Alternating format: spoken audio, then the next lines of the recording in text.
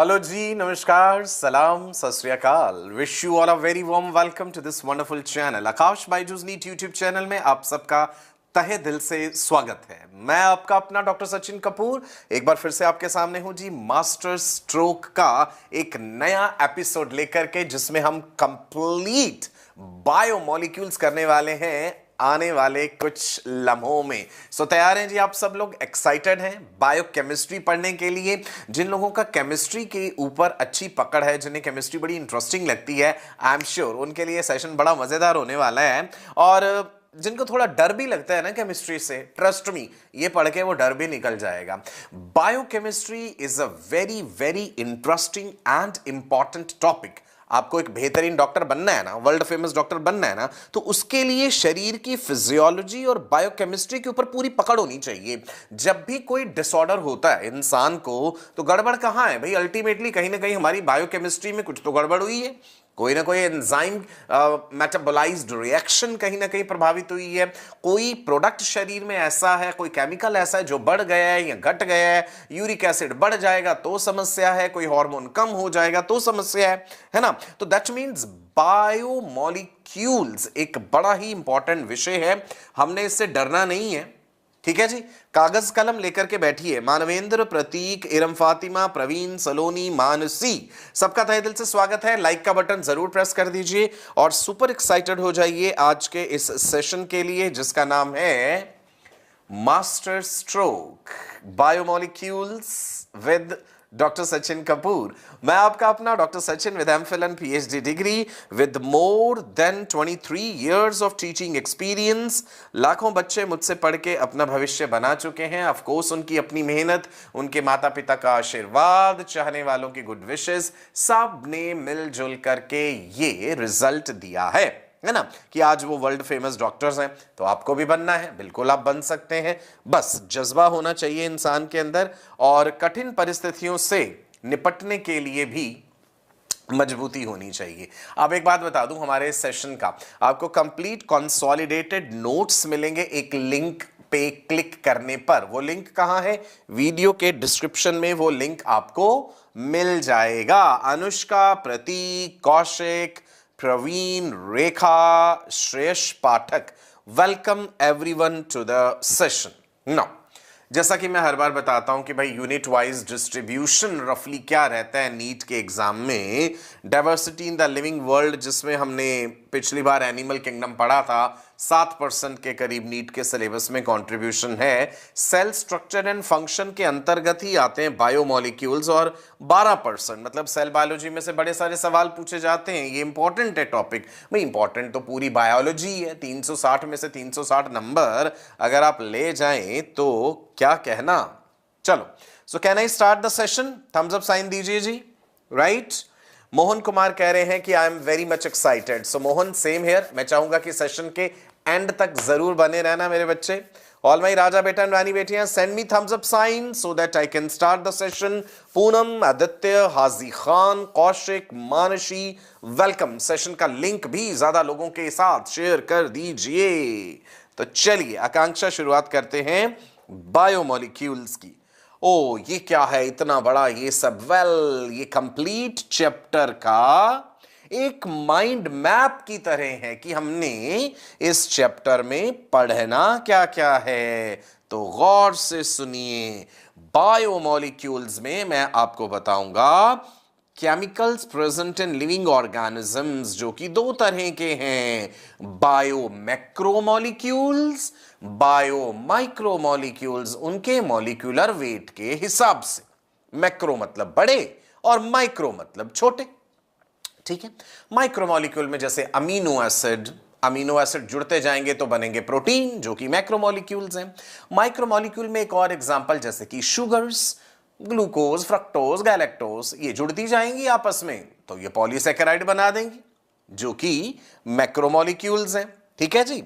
Now, तो all in all हमने पढ़ना है कार्बोहाइड्रेट्स के बारे में, प्रोटीन्स के बारे में, लिपिड्स के बारे में, और प्रोटीन में हम प्रोटीन की टाइप्स पढ़ेंगे, फाइब्रस, ग्लोब्यूलर, प्रोटीन का structure, primary, secondary, tertiary, quaternary protein कितने तरह के हैं, उनके फंक्शंस क्या हैं। राइट, ठीक है जी। देन न्यूक्लिक एसिड्स में डीएनए बताऊंगा, आरएनए बताऊंगा, इनके डिफरेंसेस क्या हैं, न्यूक्लिक एसिड बनते किससे हैं, न्यूक्लियोटाइड से बनते हैं, न्यूक्लियोटाइड किससे बनते हैं, न्यूक्लियोसाइड से बनते हैं, वो किससे बनते हैं, नाइट्रोजनस बेसिस से बनते हैं। ठीक है, राइट मानवेंद्र? ओके, मेटाबॉलिज्म हम समझेंगे। What is metabolism? Some total of all the biochemical reactions in a body. Anabolism मतलब बिल्डिंग अप रिएक्शंस, कैटाबॉलिज्म मतलब ब्रेक डाउन रिएक्शंस। मेटाबोलाइट्स के बारे में भी आपको बताऊंगा। एंजाइम्स क्या होते हैं? बायोलॉजिकल कैटलिस्ट्स होते हैं enzymes. They speed up the rate of a biochemical reaction by decreasing activation energy. पूरे चैप्टर का एक माइंड मैप दे रहा हूं कि पढ़ना क्या क्या है, ये फिंगर टिप्स पे होनी चाहिए चीजें। एंजाइम की आपको टाइप्स बताऊंगा, लाइगेसेस, आइसोमेरेसेस, लाइएसेस, हाइड्रोलेसेस, ट्रांसफेरेसेस, ऑक्सीडोरिडक्टेसेस। कार्बोहाइड्रेट्स के सब टाइप्स, मोनोसेकेराइड क्या है, ओलिगोसेकेराइड क्या है, पॉलीसेकेराइड क्या है। ठीक है, समझ आ गया जी? क्लियर है? राइट, चलो अब करते हैं शुरुआत। Biomolecules are the components of life. The molecules which have importance in biological systems, we call them as biomolecules. There are organic biomolecules, there are inorganic components also which are there in a cell. Organic component में micro और macro molecules हम पढ़ेंगे। Inorganic चीजें भी तो हैं भाई, calcium, magnesium, zinc, iron, silicon, phosphorus, कितनी सारी चीजें हैं। The study of biomolecules is called biochemistry. पूरे सेशन के पीडीएफ नोट्स आपको मिलेंगे टेलीग्राम ग्रुप पर, चिंता मत कीजिए। जो एडिशनल बातें लिख रहा हूं ये भी आप सबको मिल जाएंगी, आप चाहें तो साथ साथ नोट भी कर सकते हैं। सो बायोकेमिस्ट्री क्या है बेटा? आप जानते हैं एमबीबीएस फर्स्ट ईयर में आपको बायोकेमिस्ट्री पढ़नी होती है। It is study of biomolecule. Harper की किताब पढ़ेंगे आप एमबीबीएस में। Harper's biochemistry, Lehninger biochemistry, Stryer biochemistry, Zubay's biochemistry, Satyanarayana biochemistry, right? Study of biomolecules and their interaction, that is what is biochemistry. ठीक है, समझ आ गया जी? मुस्ताक ने किताब का नाम बता दिया, हार्पर्स इलस्ट्रेटेड बायोकेमिस्ट्री। बिल्कुल सही, एमबीबीएस में पढ़नी है ये आपने। बायोमोलिक्यूल्स बेसिकली है भाई carbon containing compounds which form the basic chemical structure of all the life forms. तो एनसीईआरटी कहती है कि biomolecules are carbon containing compounds. Carbon word important है, यहां पे ध्यान रखना। Carbon containing compounds which are forming the basic chemical structure of all the life forms. Living organism जितने भी हैं भाई उनमें बायोमोलिक्यूल्स तो होंगे ही होंगे। अब एक सेल के अंदर सैकड़ों तरह के बायोमोलिक्यूल्स होते हैं। The sum total of all the biomolecules in a cell is called cellular pool. कई बार ना ये टर्म पूछ लेते हैं, what is cellular pool?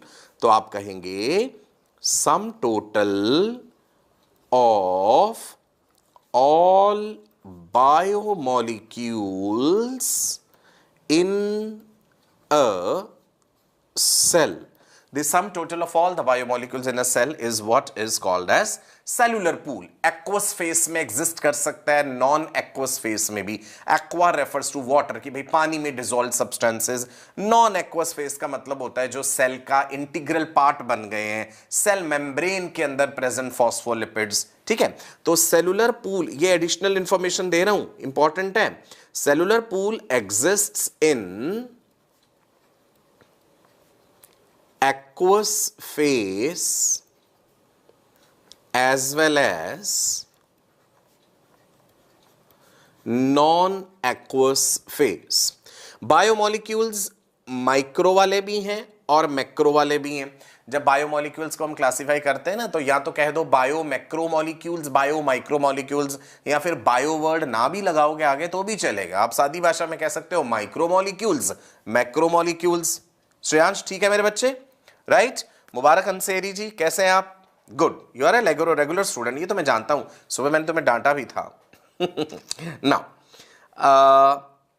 Bio micromolecules का मॉलिक्यूलर वेट कम है, छोटे साइज के हैं, 800 डाल्टन से नीचे नीचे हैं। एसिड सॉल्युबल पूल में पाए जाते हैं। अभी acid soluble pool, acid insoluble pool क्या है इसका मैं अभी जिक्र करूंगा जी। बायो माइक्रोमोलिक्यूल्स में सिंपल शुगर, अमीनो एसिड्स, ये सब आ जाएंगे। Amino acids are the building blocks for proteins, आप जानते हैं, राइट। और मैक्रोमोलिक्यूल्स में क्या आ जाएगा, ये लिपिड से हटा दीजिए। ध्यान रखिएगा लिपिड्स जो है वो माइक्रोमोलिक्यूल्स होते हैं, लेकिन वो फिल्टर नहीं हो पाते एसिड में, ट्राइक्लोरोएसिटिक एसिड में, क्योंकि वो वेसिकल्स बना देते हैं। तो यहां पे कार्बोहाइड्रेट्स आ जाएंगे, स्टार्च, सेलुलोज, ग्लाइकोजन, प्रोटीन्स आ जाएंगे, न्यूक्लिक एसिड्स आ जाएंगे। ठीक है, please remember that lipids are micromolecules. चलिए बढ़ो आगे। नाउ मेटाबोलाइट्स क्या है, एनसीईआरटी मेटाबोलाइट्स का जिक्र करती है, right. Biomolecules refer to micro या मैक्रो, दोनों को रेफर करता है Rohit. When you say biomolecule it is referring to both micro as well as macro. What is the meaning of the term metabolite, NCERT खोल के देखिए, प्राइमरी मेटाबोलाइट, सेकेंडरी मेटाबोलाइट का जिक्र है ना। Molecules that are involved in metabolic pathways उनको कह दो मेटाबोलाइट, मेटाबॉलिज्म में जो इन्वॉल्व है। अब यहां पे एक मेटाबॉलिज्म नया शब्द आ गया, ये आपने लिविंग वर्ल्ड में भी पढ़ा था, living organisms show metabolism. Metabolism is defined as sum total of all the chemical reactions which are occurring in the body. शरीर में होने वाली जितनी भी रिएक्शंस हैं वो मेटाबॉलिज्म है, ठीक है जी। मेटाबॉलिज्म में भी आपने दो टाइप्स पढ़े होंगे, कोई मुझे बता सकता है मेटाबॉलिज्म के दो टाइप्स आपने क्या क्या पढ़े हैं? आप कहेंगे सर एक होता है anabolism, building up reactions, constructive pathway, चीजों का बनना, अमीनो एसिड से प्रोटीन बनना, ग्लूकोज से ग्लाइकोजन बनना, वो एनाबॉलिज्म है इसी का, ठीक है। दूसरा होता है चीजों का टूटना, destructive pathway, breakdown reactions, catabolism, glycogen का टूट जाना और ग्लूकोज बनना, ग्लूकोज का टूट जाना, ग्लाइकोलिसिस हो जाना। तो एनाबॉलिज्म और कैटाबॉलिज्म सेल के अंदर लगातार चल रहे हैं, सैकड़ों तरह के केमिकल्स हैं, कुछ टूट रहे हैं, कुछ बन रहे हैं, यही तो जीवन है बेसिकली, ठीक है जी। सो मेटाबोलाइट्स जो होती हैं, that is the molecules which are involved in metabolism, they are of two types. Metabolites are of two types. कौन कौन सी दो टाइप्स हैं? Primary metabolites, secondary metabolites. अब हम किन बेसिस पे इनको प्राइमरी और सेकेंडरी कह रहे हैं वो देखते हैं जी। देखिए प्राइमरी मेटाबोलाइट्स जो हैं they are involved directly in the growth. Carbohydrates, lipids, proteins, nucleic acids, Manvendra, Shweta, ये होते हैं primary metabolite. The question is what are secondary metabolites? वो डायरेक्टली तो इन्वॉल्व नहीं है भाई ग्रोथ में, राइट ज्यादातर प्लांट्स में देखने को मिलेंगे। They are not directly involve in growth. किसका जिक्र हो रहा है? सेकेंडरी मेटाबोलाइट्स का। तो अगर ग्रोथ में इन्वॉल्व नहीं है तो क्या काम करते हैं? These are produced mainly for defence purposes and stress responses. Plant को किसी किस्म का स्ट्रेस हुआ, एबायोटिक स्ट्रेस हुआ, पानी कम हो गया, पानी ज्यादा, धूप, गर्मी, रोशनी, तो स्ट्रेस वाली सिचुएशन में सेकेंडरी मेटाबोलाइट्स बनते हैं प्लांट्स में। पिगमेंट्स हो गई, है ना, एंथोसाइनिन हो गया, जैसे alkaloids, terpenoids, toxins, drugs, morphine हो गया जैसे, पॉलीमेरिक सब्सटेंसेस, लेक्टिन्स, कॉन्कावेलिन ए। एनसीईआरटी में एक अलग से ऐसे टेबल करके बनाया हुआ है उन्होंने, किस चीज का? सेकेंडरी मेटाबोलाइट का नाम और उस सेकेंडरी मेटाबोलाइट का फंक्शन। देखा है अक्षय ठाकुर, राइस से आप एग्जांपल दे रहे हो, बिल्कुल सही दे रहे हो। तो ये टेबल वहां से कर लेना बड़ा जरूरी है। ये रहा वो टेबल आपके सामने। Important secondary metabolites, this table is very important. Questions can be framed in NEET exam from this. Pigments, example carotenoids, anthocyanins, alkaloids में morphine, codeine. Morphine is a very strong pain killer. Surgery होने के बाद patients को morphine injection दिया जाता है दर्द को कम करने के लिए। कोडेन जो होती है खांसी की दवाइयों में होती है। Very important side effect of codeine is constipation. खांसी की दवाइयां ज्यादा पियोगे, एक तो नशा हो जाता है, उससे सो भी जाते हैं लोग, और कॉन्स्टिपेशन हो जाती है, कब्ज कहते हैं जिसे। टर्पिनॉइड्स, मोनोटर्पीन्स, डाइटर्पीन्स, ये बेशक चलो ना भी याद करो। इसेंशियल ऑयल्स पता है, प्लांट्स में से जो खुशबूदार ऑयल्स निकाले जाते हैं, bay oil, basil oil, lavender oil, eucalyptus oil, सफेदे का तेल जिसे हम कहते हैं, है ना, ये जो खुशबूदार ऑयल्स होते हैं उनकी जो फ्रेग्रेंस है वो सेकेंडरी मेटाबोलाइट्स के कारण ही है। टॉक्सिन्स में एब्रिन, राइसिन, लेक्टिन में कॉन्कावेलिन ए याद रखना, ड्रग्स विनब्लास्टिन, कुर्क्यूमिन, हल्दी में vinblastine, vincristine, anti cancer drugs हैं। पॉलीमेरिक सब्सटेंसेस में रबर्स, गम्स, ये सब चीजें आ जाएंगी। ठीक है जी, क्लियर है secondary metabolites? Tell me, examples याद हो जाएंगी? मानसी, श्रुति, श्रेयांश, मानवेंद्र, रेखा, बताओ। सबने अभी तक लाइक का बटन प्रेस नहीं करा है, जल्दी से लाइक का बटन दबाइए और चैनल को भी सब्सक्राइब करके रखो जिन्होंने नहीं करा हुआ अभी तक।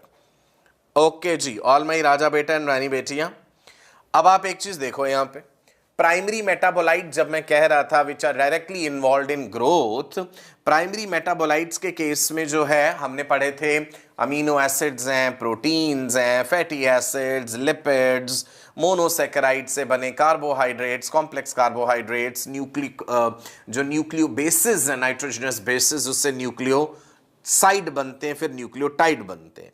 ठीक है, तो ये सारी चीजें हमने पढ़नी है आज के सेशन में। अमीनो एसिड क्या हैं, कितने हैं, प्रोटीन कैसे बनते हैं, फैटी एसिड से लिपिड्स कैसे बनते हैं, मोनोसेकेराइड से कॉम्प्लेक्स कार्बोहाइड्रेट कैसे बनते हैं, नाइट्रोजनस बेसिस कौन कौन से हैं, purines, pyrimidines, AT, GC, adenine, guanine, thymine, cytosine, nucleotide क्या होता है, न्यूक्लियोसाइड क्या होता है, न्यूक्लिक एसिड कौन कौन से हैं, all these things we are going to study in this session.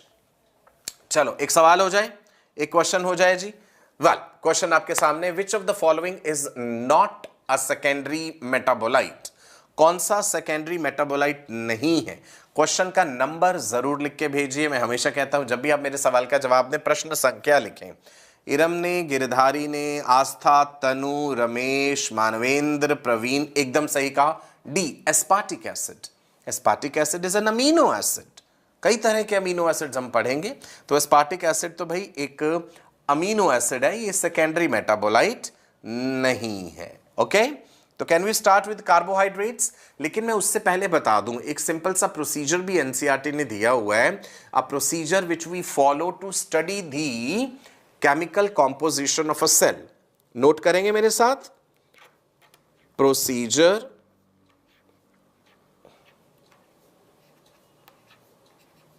to study chemical composition of a cell।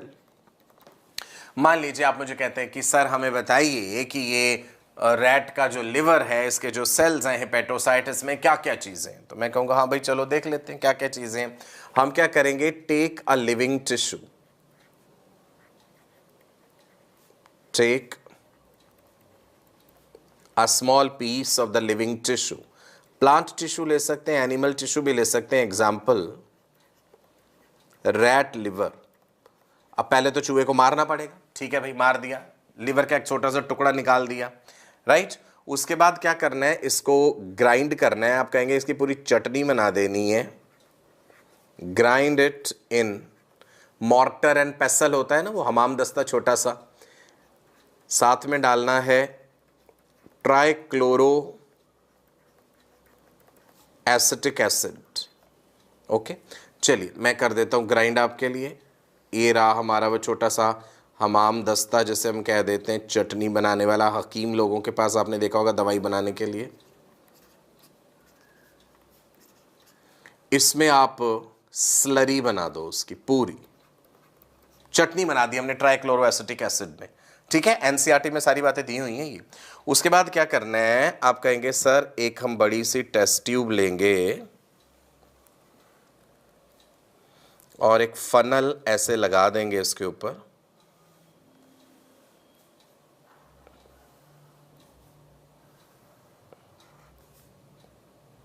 और यहाँ पे हम चीज़ क्लॉथ, कॉटन, मसलिन क्लॉथ, मलमल का कपड़ा, ऐसा कुछ भी रख देंगे। चलो मैंने रुई रख दी, कॉटन रख दी, और वो स्लरी यहाँ पे डाल दी इस फनल में। ये जो पूरी चटनी बनाई थी स्लरी, वो मैंने इस फनल में डाल दी। अब वो टपकने लगेगा, इसमें फिल्टर होने लगेंगी चीज़ें, ड्रॉप बाय ड्रॉप चीज़ें टपकती रहेंगी और यहाँ इकट्ठी हो जाएंगी इसमें। अब सुनिए ध्यान से बात, जो चीज़ें फिल्टर होके नीचे आ गई हैं, जो चीज़ें फिल्टर होके नीचे आ गई हैं उसको कह देंगे फिल्ट्रेट, कि ये हमारे पास फिल्टरेट इकट्ठा हो गया है। This procedure is given in the NCERT. जो फिल्टर नहीं हो पाया, जो ऊपर रिटेन्ड रह गया, दैट इज रिटेंटेंट, RETE, रिटेंटेट। फिल्टरेट, रिटेंटेट, जो रिटेन रह गया। फिल्ट्रेट में जो चीजें होंगी वो एसिड में सॉल्युबल हैं। This has acid soluble substances, so we call it acid soluble pool. इसमें होंगे माइक्रोमोलिक्यूल्स, माइक्रोमोलिक्यूल्स जैसे अमीनो एसिड्स, शुगर्स, वो सब इसमें आ जाएंगे। और जो ऊपर रह गया है रिटेंटेट, इसमें वो वाले बायोमोलिक्यूल्स हैं जो साइज में बड़े हैं, मैक्रोमोलिक्यूल्स। अब ध्यान रखना, रिटेंटेट में ही लिपिड्स भी मिलेंगे, लेकिन लिपिड्स माइक्रोमोलिक्यूल्स हैं। क्वेश्चन ये है कि लिपिड फिल्टर क्यों नहीं हुए अगर वो माइक्रोमोलिक्यूल थे? Lipids they form vesicles, so they do not get filtered. Important, lipids are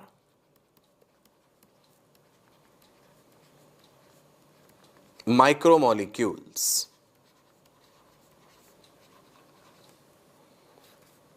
These are found in acid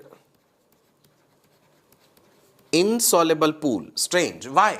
Reason समझ आ गया? Because lipids they form vesicles. These form vesicles,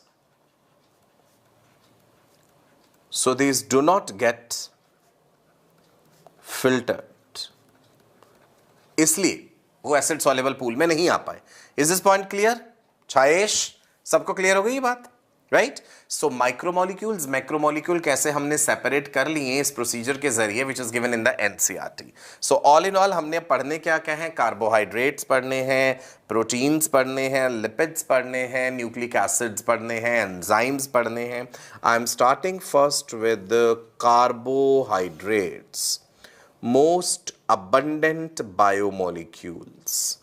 अगर हमसे पूछा जाए सारे बायोमोलिक्यूल्स में से सबसे ज़्यादा कौन है, so carbohydrates are the most abundant biomolecules. हाँ, इसको कंफ्यूज मत करना मोस्ट अबंडेंट प्रोटीन के साथ। Most abundant protein in the nature is Rubisco. यहाँ पे मोस्ट अबंडेंट बायोमोलिक्यूल की बात हो रही है, कार्बोहाइड्रेट। और कौन सा कार्बोहाइड्रेट मोस्ट अबंडेंट होता है एक्चुअल में? Cellulose. Cellulose is a carbohydrate. It is the most abundant biomolecule on this planet. Which is the second most abundant biomolecule? Which is the second most abundant biomolecule? कोई बताएगा? Clue दे दूं, arthropods के exoskeleton में है। Arthropods के exoskeleton में है। Very good जी, आकांक्षा सिन्हा ने कहा कि ये काइटिन है। बिल्कुल सही। इशिका सही कह रही कि एनसीईआरटी में इस चैप्टर का सीक्वेंस बड़ा कंफ्यूजिंग दिया हुआ है। बिल्कुल सही कह रहे हो आप, एक प्रॉपर सीक्वेंस में नहीं दिया एनसीईआरटी ने ये चीज। I agree with you.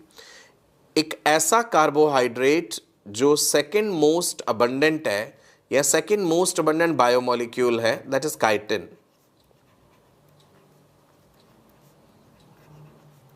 First is cellulose. तो चलें जी, कार्बोहाइड्रेट्स या हाइड्रेट्स ऑफ कार्बन। कार्बोहाइड्रेट्स के नाम से पता चल रहा है ना, कार्बन, हाइड्रोजन, ऑक्सीजन होती है इनमें। बिल्कुल होती है जी। Carbohydrates are the hydrates of carbon.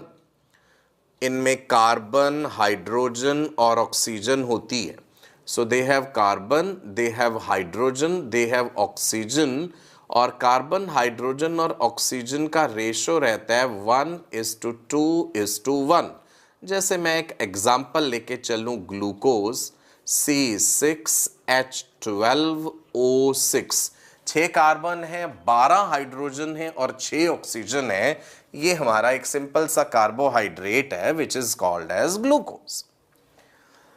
Now multiple OH groups होते हैं इसमें कार्बोहाइड्रेट्स में। जनरल फॉर्मूला कार्बोहाइड्रेट्स का होता है, the general formula is CnH2nOn। n को अगर 1 कर दोगे तो C1 हो जाएगा, n को अगर 2 कर दोगे तो C2 हो जाएगा। समझे आप ये बात? ओके जी। नाउ एटलीस्ट 3 कार्बन तो होने ही चाहिए भैया। ट्रायोस से शुरू होते हैं ये। मोनोसैकेराइड्स को अभी हम क्लासिफाई करेंगे आगे, राइट। प्रेम कुमार तिवारी, क्या तुम्हारा दिमाग खराब हो गया? रुबिस्को को क्यों रोए जा रहे हो? रुबिस्को बोला तो मैंने, रुबिस्को जो है it is the most abundant protein, it is not a carbohydrate. दिमाग नहीं है तुम्हारा, एक ही चीज को बोले जा रहे हो बार बार। What about rubisco, what about. जब रुबिस्को पे आएंगे तो रुबिस्को के बारे में पढ़ेंगे। Ribulose bisphosphate carboxylase oxygenase, we'll discuss about that. That is a protein, most abundant protein in nature, most abundant protein in biosphere. यहीं पे 0 नंबर मिलते हैं तुम लोगों को ऐसी हरकतों पे। बार बार कह रहा हूं कि मोस्ट अबंडेंट बायोमोलिक्यूल कार्बोहाइड्रेट है जिसमें मोस्ट अबंडेंट सेलुलोज है, और तुम अपना रुबिस्को का रोना रोए जा रहे हो वहां पे।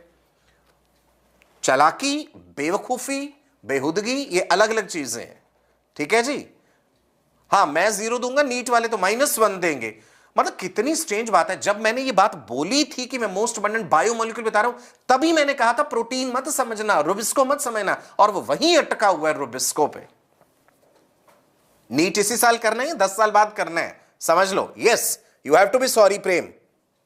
चलिए आगे बढ़ते हैं। जो इंसान अपनी गलती मान लेते हैं और दोबारा नहीं दोहराते हैं, वही जीवन में आगे बढ़ते हैं। चलिए जी, carbohydrates can be polyhydroxy aldehydes. Polyhydroxy, poly means many, hydroxy OH, बहुत सारे OH ग्रुप्स होंगे, लिखाइए। They have multiple OH groups. Aldehyde हो सकते हैं, ये कीटोन्स भी हो सकते हैं या उनके कंडेंसेशन प्रोडक्ट्स।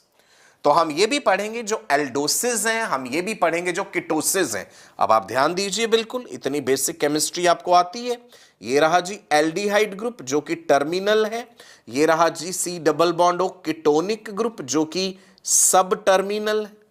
HOH की पोजीशन देख लीजिए। ये ग्लूकोज और फ्रक्टोस आपको यहां पे दिखाए गए हैं। कार्बोहाइड्रेट्स को हम फर्दर क्लासिफाई कर सकते हैं, मोनोसैकेराइड्स, डाइसैकेराइड, ओलिगोसैकेराइड या पॉलीसैकेराइड। ठीक है जी। निधि, ये जरूरी नहीं होता कि हर बार यूट्यूब से नोटिफिकेशन आए, बहुत बार नहीं भी आता है। ठीक है जी। सैकेराइड वर्ड का मतलब है, सैकेराइड वर्ड का मतलब है, क्या मतलब है? Sugar. But all the saccharides are not sweet in taste, है ना। Saccharide means sugar, Aditya, but every sugar is not sweet in taste, ये ध्यान रखिएगा। मोनोसैकेराइड क्या है, डाई क्या है, ओलिगो क्या है, पॉली क्या है, अब हम ये जल्दी से समझ लेते हैं। Let's start with monosaccharide. Mono मतलब एक। They are the simplest carbohydrates. They form building blocks for the larger carbohydrates. जैसे ग्लूकोज एक मोनोसैकेराइड है, glucose plus glucose plus glucose plus glucose करते करते करते लंबी चेन स्टार्च की या सेलुलोज की या ग्लाइकोजन की बन जाएगी, right. They cannot be hydrolyzed into smaller units. Monosaccharide को फर्दर छोटे यूनिट में नहीं तोड़ा जा सकता, है ना। ग्लूकोज जब सेल में एंटर करेगा तो ग्लूकोज का कंप्लीट लाइसिस हो जाएगा, ग्लाइकोलिसिस, जिससे कि हमें एनर्जी मिलती है। Now these monosaccharides they can be classified further on the basis of number of carbon atoms. अगर मोनोसैकेराइड में 3 कार्बन एटम है तो हम कहेंगे ये एक ट्रायोस शुगर है।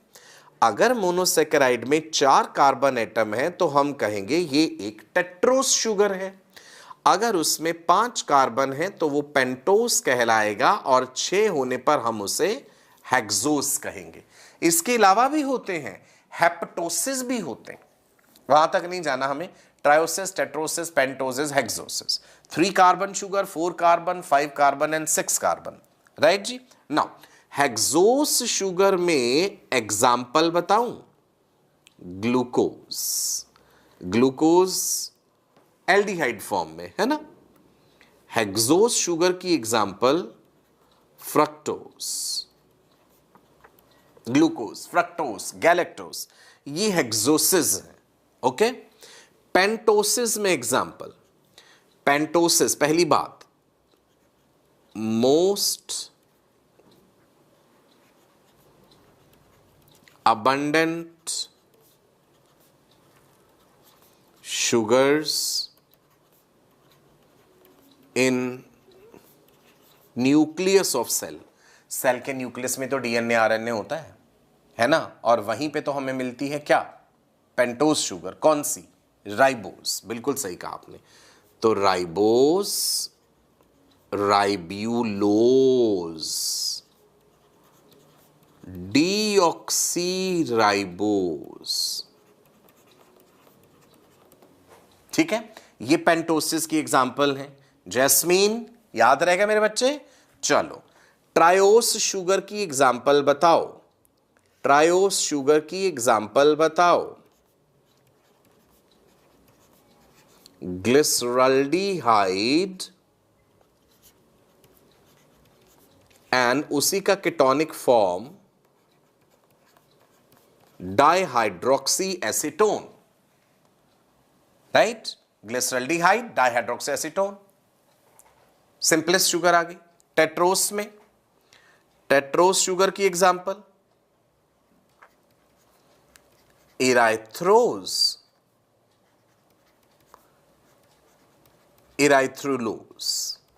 अब आप कहेंगे हम क्यों इतनी सारी एग्जांपल याद करें, एनसीईआरटी में है नहीं। लेकिन विश्वजीत सुनो मेरी बात, जब हमने जेनेटिक्स पढ़ना है, मॉलिक्यूलर बेसिस ऑफ इनहेरिटेंस, या और आगे कितनी सारी रेस्पिरेटरी पाथवेज पढ़ने हैं, तो ये सब तो बेसिक है ना, ये तो अल्फाबेट्स हैं पूरी आपकी बायोलॉजी के, इसलिए ये पढ़ना जरूरी होता है। ठीक है, समझ आ गई बात? नाउ पेंटोसिस एंड हेक्सोसिस जो होते हैं ना, they exist in chain form as well as ring form. अब आप देख रहे होंगे भैया, एक जगह तो चेन बनाया हुआ है, एक जगह जो है वो रिंग बनाया हुआ है। Pentoses and hexoses exist in chain form as well as ring form. सुना है आपने? ये केमिस्ट्री में भी चेन फॉर्म, रिंग फॉर्म पढ़ा होगा। Very good. नाउ मोनोसैकेराइड्स के बाद आगे बढ़े तो आ गए भैया disaccharide. What is the meaning of disaccharide? Di मतलब दो, सैकेराइड मतलब शुगर, मतलब दो मोनोसैकेराइड यूनिट आपस में जुड़ जाएंगे, और जब दो मोनोसैकेराइड यूनिट आपस में जुड़ जाएंगे तो डाइसैकेराइड बन जाएगा। अब जैसे ये एक मोनोसैकेराइड, ये दूसरा मोनोसैकेराइड, है ना, तो मतलब अगर हम ग्लूकोज को और फ्रक्टोज को कहें कि ये जुड़ गए तो बन गया sucrose. Sucrose is a disaccharide, right? Two monosaccharide units they join, और बॉन्ड कौन सा है? ये रहा एक क्वेश्चन। शुगर्स के बीच में जो बॉन्ड है that is glycosidic bond. Lactose milk sugar glucose और गैलेक्टोज से मिलकर बना है, राइट जी? ऐसे ही माल्टोस एक डाइसैकेराइड है। माल्टोस दो ग्लूकोज यूनिट से मिलकर बना है। माल्टोस को मॉल्ट शुगर भी कहते हैं। माल्टोवा पिया है आपने कभी? बॉर्नविटा, माल्टोवा, ये सब है ना। माल्टोस किससे किससे बना है? ग्लूकोज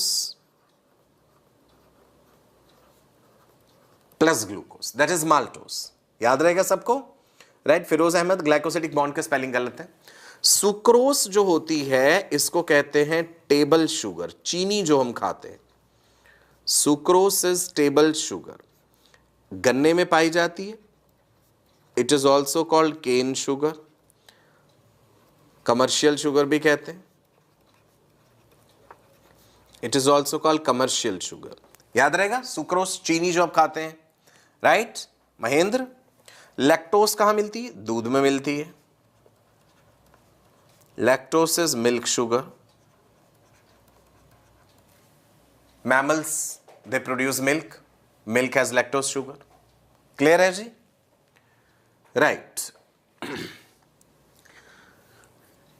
चलिए जी, सो सुक्रोस, लैक्टोस, माल्टोस याद रहेगा। ग्लूकोज के बारे में याद रखना, ग्लूकोज को कॉर्न शुगर भी कहते हैं। केन नहीं कहा मैंने, कॉर्न। क्यों? स्वीट कॉर्न खाते हैं ना, मक्का जो होता है, थोड़ी देर चबाएंगे तो मीठा लगने लग जाता है वो आपको, है ना अक्षय? तो glucose is corn sugar, sucrose is cane sugar. Glucose आपके ब्लड में मेन रेस्पिरेटरी फ्यूल है, एनर्जी देता है भैया। Glucose is your blood sugar. अंगूरों में पाए जाते, ग्रेप्स में, so glucose is also called grape sugar. इसको डेक्सट्रोस भी कहते हैं ग्लूकोज को। पेशेंट को ग्लूकोज चढ़ाते हैं ना, हम कहते हैं हॉस्पिटल में ग्लूकोज ड्रिप लगाई है, डेक्सट्रोस लगाया है। क्यों?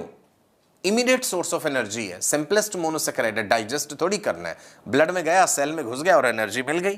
ठीक है खुशी? सो ग्लूकोज बिल्कुल सिंपल है। अब आते हैं फ्रक्टोज पे। फ्रक्टोज फलों में पाई जाती है, इसलिए फ्रक्टोज को फ्रूट शुगर कहते हैं।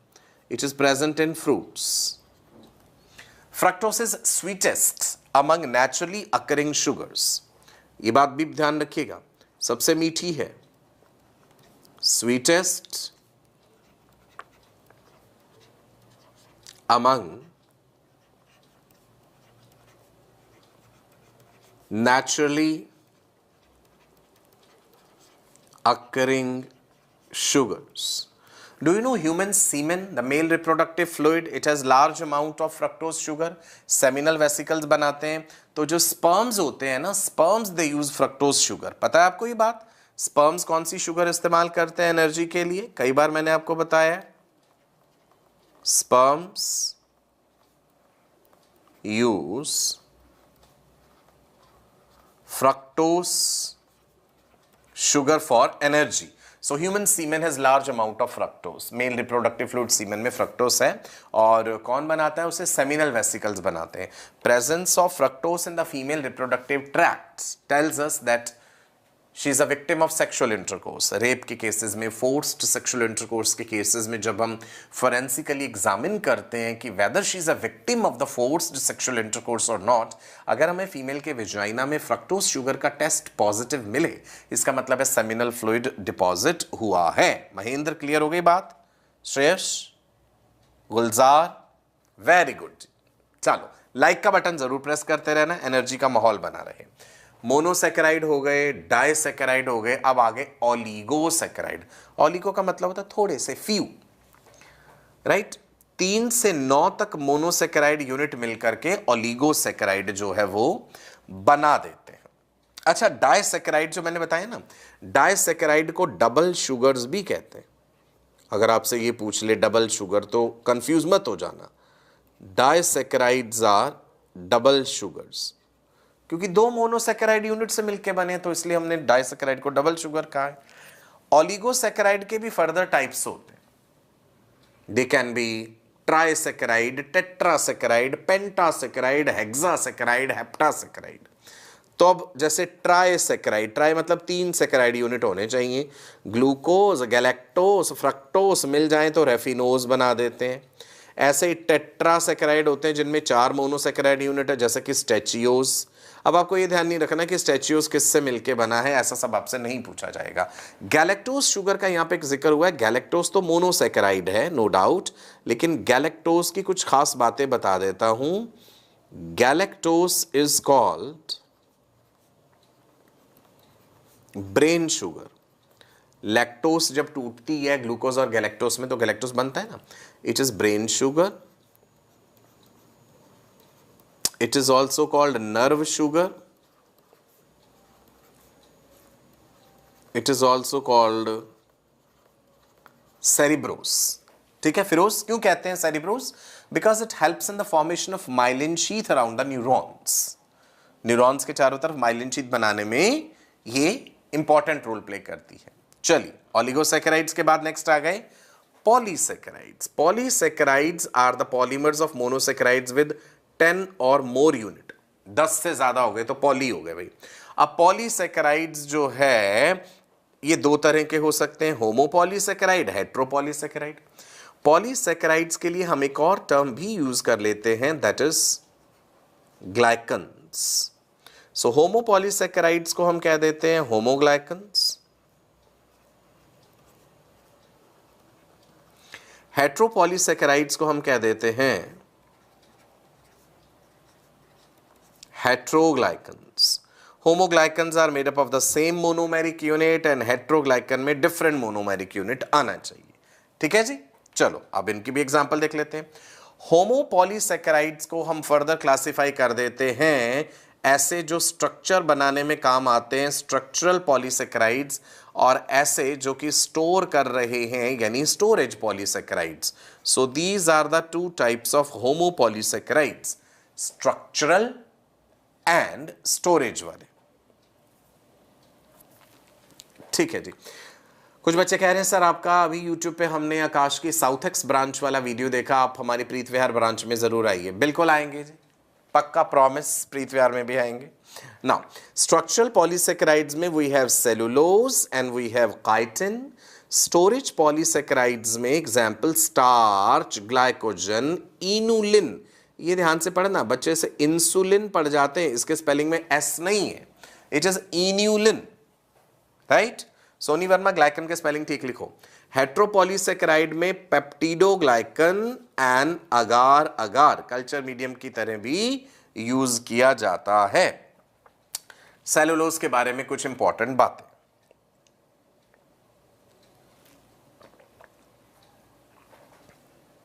थोड़ी देर पहले ही बताया था, मोस्ट अबंडेंट बायोमोलिक्यूल है। सेलुलोज किससे बना है? ग्लूकोज से। Form structural part of the plant, right, plant cell wall जो है स्ट्रेट चेन है, सेलुलोज की अनब्रांच्ड है। मैं सेलुलोज के आगे लिख दूं most abundant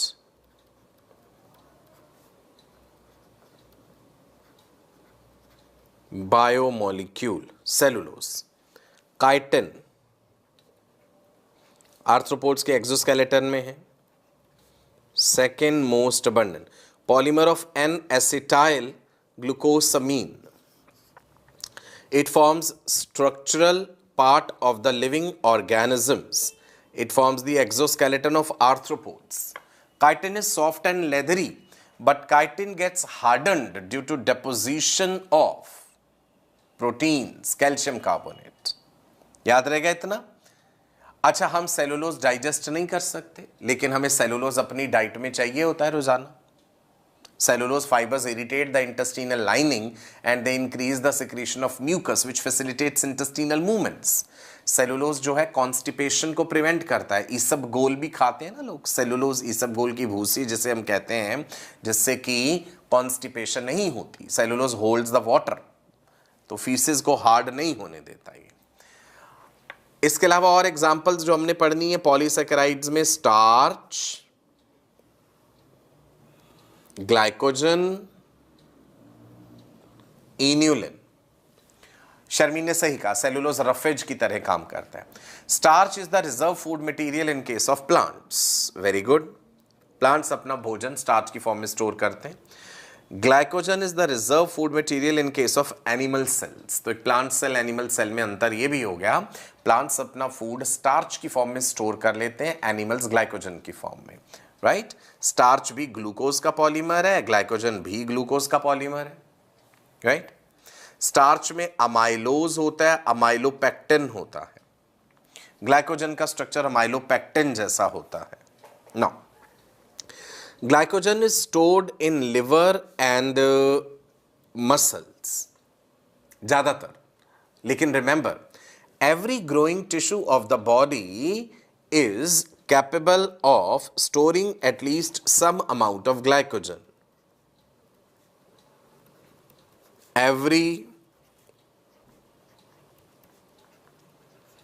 growing tissue of body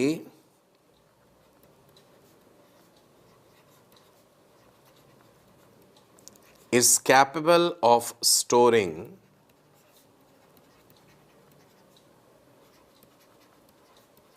some amount of glycogen, kidney, placenta, liver, muscles. Liver and muscles can store large amount of glycogen. तो ध्यान रखना, प्लेसेंटा जो कि टेम्परेरी फीटो मैटरनल कनेक्शन है which is formed during pregnancy, वो भी glycogen store करता है. किडनी में भी ग्लाइकोजन स्टोर रहता है. लिवर में तो लार्ज अमाउंट में होता ही होता है. ठीक है, ग्लाइकोजन स्टार्च याद रहेगा. ग्लाइकोजन जब टूटता है ग्लूकोज बनता है तो ग्लाइकोजीनोलाइसिस कहते हैं उस प्रक्रिया को. What is glycogenolysis? Breakdown of glycogen to form glucose. और जब ग्लूकोज से ग्लाइकोजन बनता है that is glycogenesis. Lysis mean टूटना, लाइसिस मीन्स टूटना, जेनेसिस मीन्स बनना किसी चीज का. याद रहेगा जी. Shesh Pathak, thank you so much. Soni, Raunak, Firoz, Girdhari, clear है, मजा आ रहा है ना अच्छे से. नाउ अब मैं आता हूं इनुलिन पे. इस पे से ना क्वेश्चन पूछ लेते कई बार, बिकॉज ये कंफ्यूजिंग सा टर्म है ना, इनुलिन और इंसुलिन. इंसुलिन तो एक प्रोटीनेशियस हार्मोन है बेटा, हमें कंफ्यूज नहीं होना है. अगर एग्जामिनर ने इंसुलिन लिखा है तो एस है उस स्पेलिंग में. आप ये मत सोचना कि इनुलिन गलती से लिखा गया होगा, एस मिस हो गया, नहीं. Inulin is different, insulin is different. Insulin is a hormone which decreases blood glucose level secreted by beta cells of the pancreas. यहां पे इनुलिन का जिक्र हो रहा है. Inulin is a polymer of fructose. Starch is a polymer of glucose. Glycogen is a polymer of glucose. Inulin is a polymer of fructose. Inulin हमारे शरीर में मेटाबोलाइज नहीं होता है, इसका ब्रेकडाउन नहीं होता. ये बात इंपॉर्टेंट है. It is not metabolized in human body, so it is used in KFT. KFT समझते हैं? Kidney function test. अगर हमें देखना है कि किसी की किडनीज ठीक ठाक काम कर रही हैं तो शरीर में इनुलिन डालेंगे. कितना इनुलिन कितने टाइम में शरीर के अंदर पहुंचाया और यूरिन के थ्रू कितना इनुलिन बाहर निकल गया, उससे हमें नेफ्रॉन्स की वर्किंग एफिशिएंसी पता चल जाती है. Glomerular filtration rate. तो किडनी फंक्शन टेस्ट हम इससे करते हैं. Inulin is a polymer of fructose. It's present in the roots of dahlia, dandelions, artichokes. Roots and tubers of dahlia, dandelions and artichokes. तो ये तीनों ही इंपॉर्टेंट हैं. स्टार्च का टेस्ट पता है ना आपको. Starch gives blue black colour with iodine. Starch जो है आयोडीन के साथ ब्लू ब्लैक कलर देता है. स्टार्च को डाइजेस्ट करने वाला एंजाइम हमारी बकल कैविटी में है, सलिवरी अमाइलेज. पके हुए स्टार्च को डाइजेस्ट करता है, कच्चे स्टार्च को डाइजेस्ट नहीं करता है सलिवरी अमाइलेज. ये भी याद रखना है. अब आ जाते हैं पेप्टिडोग्लाइकन पे, है ना. हमने होमोपॉलीसेकेराइड, हेट्रोपॉलीसेकेराइड पढ़े थे. पेप्टिडोग्लाइकन्स जो हैं बैक्टीरियल सेल वॉल में प्रेजेंट है. N-acetyl glucosamine and N-acetyl muramic acid. Agar agar, this is again important. पूरी बायोलॉजी में कई जगह पे आपने अगार अगार का जिक्र किया होगा. ये ध्यान रखना, obtained from red algae gelidium gracilaria. Composition चाहे मत याद रखना, ये इंपॉर्टेंट है. यहां पे क्वेश्चन फ्रेम हो जाएगा कि अगार अगार कल्चर मीडियम कहां से मिलता है. बड़ा ना, बीकोलाई बैक्टीरिया को अगार अगार पे ग्रो करा, so it is used as a culture medium. Agarose gel electrophoresis, ये भी पढ़ा आपने. प्रतीक क्लियर है. प्रतीक दिल और चेरियां क्यों बना के भेज रहे हो? प्रतीक तुम बड़े ड्रामेबाज हो. तुम हर वो हरकत करते हो कि टीचर का ध्यान तुम्हारे नाम की तरफ जाए. मैंने तुम्हें 10 बार इग्नोर भी करा ऑलरेडी. ये करते रहोगे तो दोबारा फिर इग्नोर हो जाओगे. तुम्हारी स्मार्टनेस कभी मेरी सोच को क्रॉस नहीं कर सकती. उसके लिए अभी बहुत पढ़ना पड़ेगा आपको.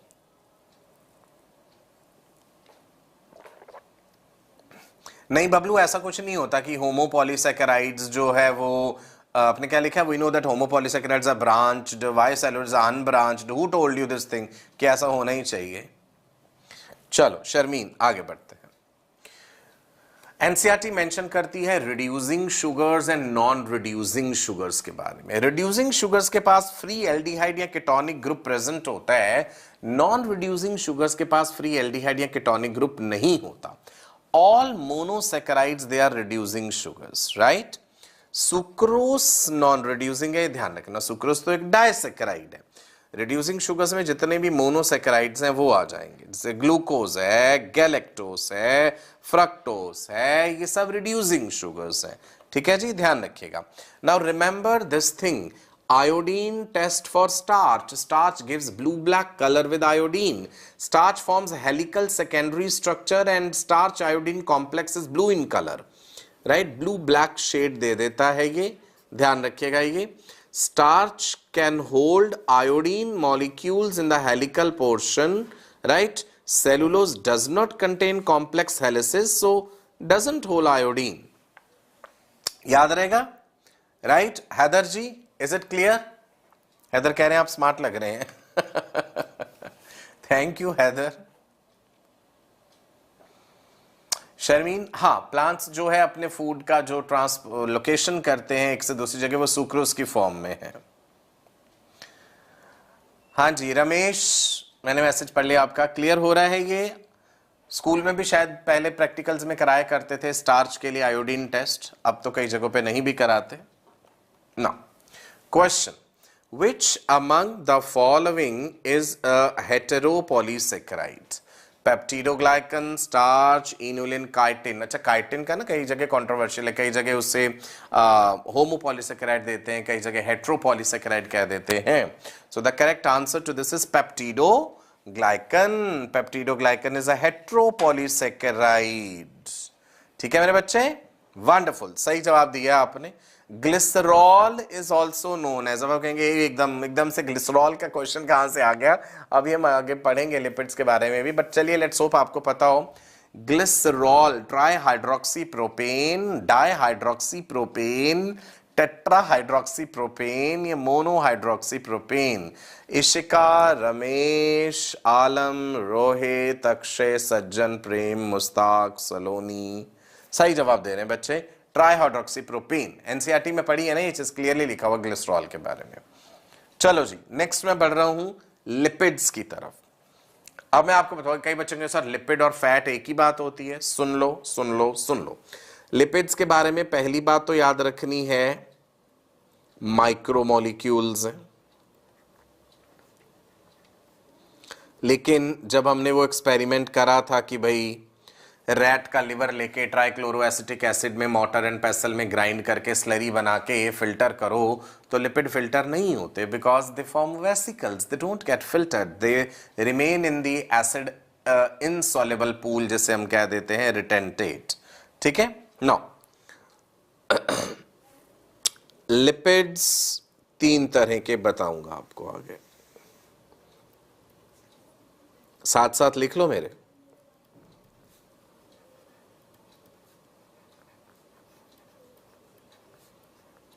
Simple lipids,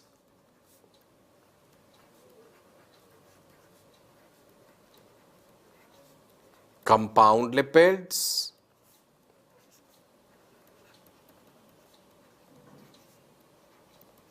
derived lipids. ठीक है जी, सिंपल, कंपाउंड एंड डिराइव्ड तीन तरह के। सिंपल लिपिड में फर्दर आते हैं ट्राइग्लिसराइड्स, ट्राइग्लिसराइड्स एंड वैक्सेस, मोम जो होती है वैक्सेस। ये जो ट्राइग्लिसराइड होते हैं ना, इनको फैट्स कहते हैं, neutral fats. Triglycerides are fats. तो अब आप समझे, fats are a type of lipids. All the fats are lipids, but all the lipids are not fats. Compound lipids में क्या आ जाएंगे, जिसमें कोई और चीज भी जुड़ी हुई है। फॉस्फोलिपिड्स, ग्लाइकोलिपिड्स, लाइपोप्रोटीन्स, लिपिड और प्रोटीन का कॉम्बिनेशन लाइपोप्रोटीन कहलाता है। लिपिड प्लस फॉस्फोरस फॉस्फोलिपिड होता है, लिपिड प्लस कार्बोहाइड्रेट ग्लाइकोलिपिड होता है, देन क्यूटिन, सुबेरिन, वो सब इसी में ही आएंगे। डिराइव्ड लिपिड्स में स्टेरॉल्स, कोलेस्टेरॉल हो गया, ergosterol, phytosterols, terpenes, prostaglandins, human seminal fluid में सबसे पहले डिस्कवर हुए थे prostaglandins, they cause mild uterine contractions. समझ आई ये बात आपको, लिपिड की क्लासिफिकेशन। तो एक मोटे तौर पे हम एक बात समझे, all fats are lipids, all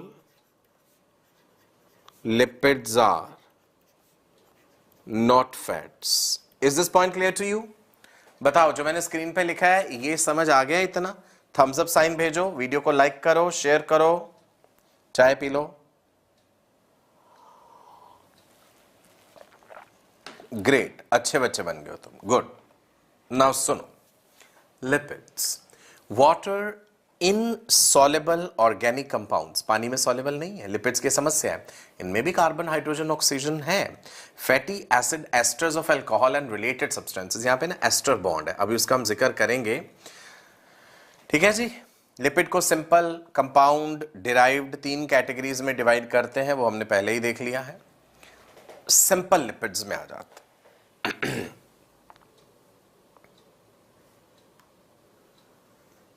simple lipids में ट्राइग्लिसराइड्स हमने पढ़ने हैं एंड वैक्सेस, 2 चीजें हैं ना। सिंपल लिपिड्स में क्या बोला था, एक तो ट्राइग्लिसराइड्स और दूसरा वैक्सेस। जो ट्राइग्लिसराइड होते हैं ना,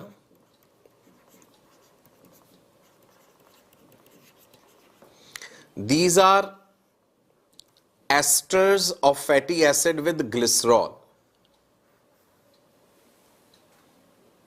right, esters of fatty acid with glycerol. अब आप चलो ये मेजॉरिटी वर्ड हटा दो, इतना ध्यान रखना, fats and oils are triglycerides. What are triglycerides? Esters of fatty acids with glycerol, they are triglyceride. What are waxes?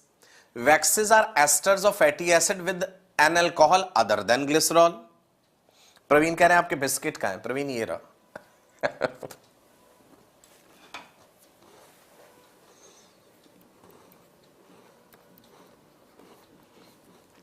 Waxes are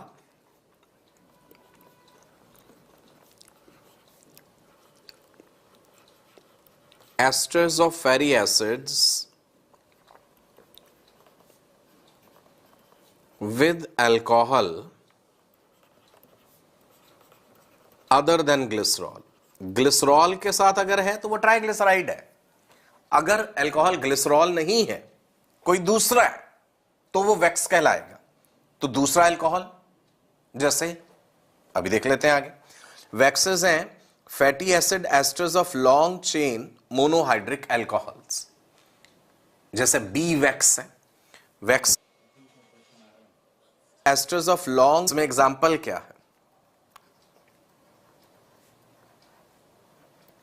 B wax, मधुमक्खी जो वैक्स बनाती है, wax D, it is produced by TB bacteria. बिल्कुल सही कहा मुस्ताक अली ने, सीरुमिन, कान में बनने वाली वैक्स जो है,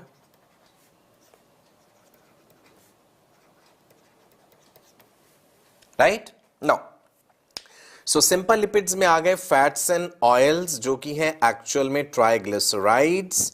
अब मैं इसमें भी डिफरेंस बताऊंगा। फैट में जो भी हम पढ़ रहे हैं, ऑयल क्या होते हैं, घी क्या होता है, I will discuss that. Glyceride word जब हम यूज करते हैं, what does it mean? Monoglyceride, diglyceride, triglyceride क्या है? What is monoglyceride, diglyceride and triglyceride? Monoglycerides जो है, they are formed by condensation of one fatty acid with glycerol. अगर glycerol के साथ एक फैटी एसिड लगा है तो हम कहेंगे मोनोग्लिसराइड है।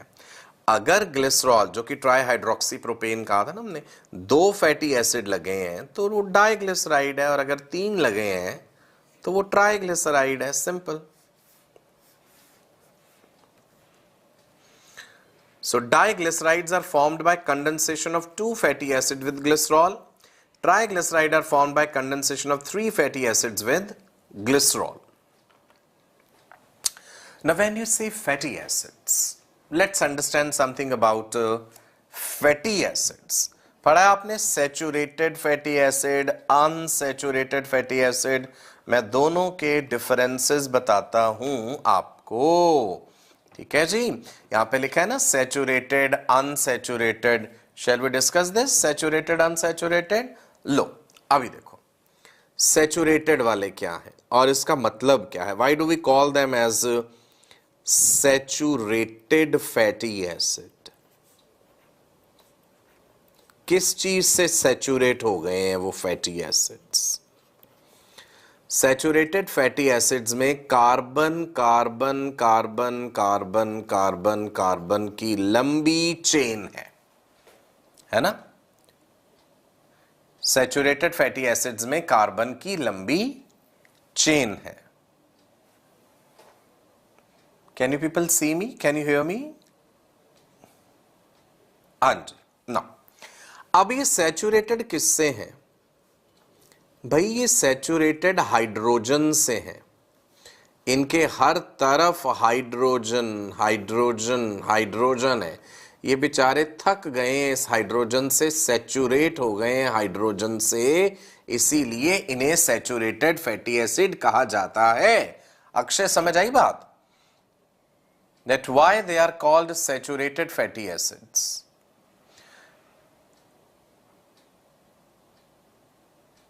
Can you people see me? आप मुझे देख पा रहे हैं? एकदम से सेशन ऐसा लगा था जैसे बंद हो गया बीच में.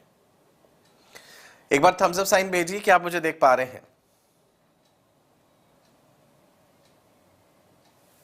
ओके, सैचुरेटेड फैटी एसिड्स जो हैं they are saturated with hydrogen. They cannot take up more hydrogen. उनमें और ज्यादा हाइड्रोजन ऐड नहीं हो सकता, इसलिए हमने ये वर्ड लिया है सैचुरेटेड. अक्षय कह रहे हैं yes sir you are audible and visible. बीच में कुछ गड़बड़ हुआ था, शायद ऐसा लगा था सेशन एकदम से बंद हो गया, तभी कितने सारे बच्चे ड्रॉप हो गए. They are saturated with hydrogen. They cannot take up more hydrogen. आप इनका हाइड्रोजनेशन नहीं कर सकते कि इनमें और हाइड्रोजन डाल दो. वो तब होता अगर इनमें कहीं पे डबल बॉन्ड्स होते, तब इनका हाइड्रोजनेशन हो पाता. कार्बन चेन कैसी है सैचुरेटेड फैटी एसिड्स में? Carbon chain is straight. अब हम अनसैचुरेटेड के डिफरेंसेस देखेंगे. Carbon chain is straight. There is no bend in the carbon chain. That's why we are saying they are saturated fatty acids. ठीक है जी, right?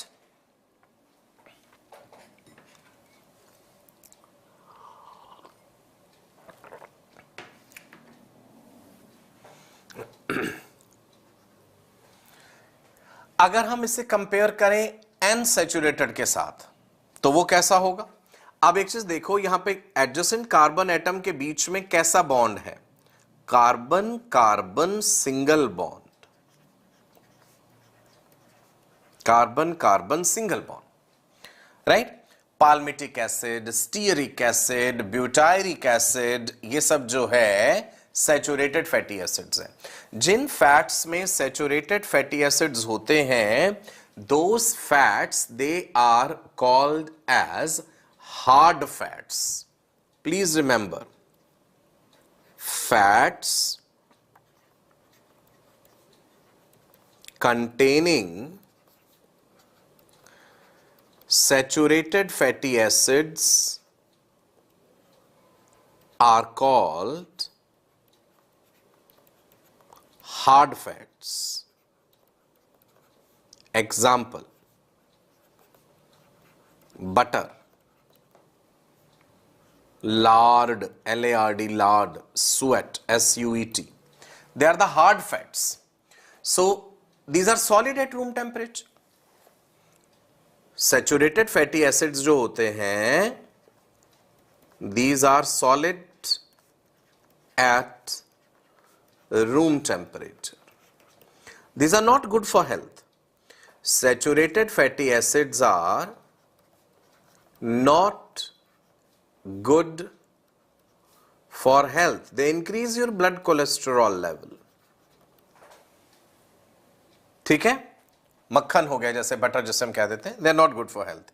Now unsaturated fatty acids जो होते हैं, इनकी क्या विशेषता है? अनसैचुरेटेड फैटी एसिड्स में डबल बॉन्ड्स हैं या ट्रिपल बॉन्ड्स भी हो सकते हैं. अनसैचुरेटेड फैटी एसिड्स के बारे में लिख रहा हूं यहां पे.